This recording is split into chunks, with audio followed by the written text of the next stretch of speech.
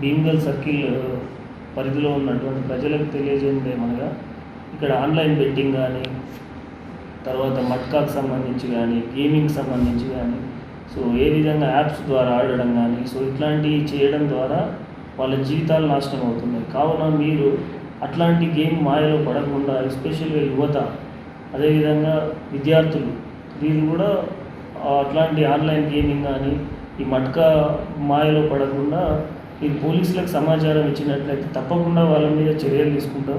ఇది మన గౌరవ కమిషనర్ గారు ఇచ్చినటువంటి ఇంతకుముందు కూడా మనకు ఆదేశాలు ఉన్నాయి. సో దాని ప్రకారం తప్పకుండా అందరూ ఎవరైనా కూడా పోలీసుకి సహకరించి మేము మీలో ఒక పౌరులాగానే భావించి మాకు సమాచారం ఇచ్చి మా మహమ్మారిని మనందరం కలిసి ఉమ్మడిగా పారదోలాలని చెప్పేసి ఈ సర్కిల్ ప్రజలకు నేను తెలియజేస్తాను.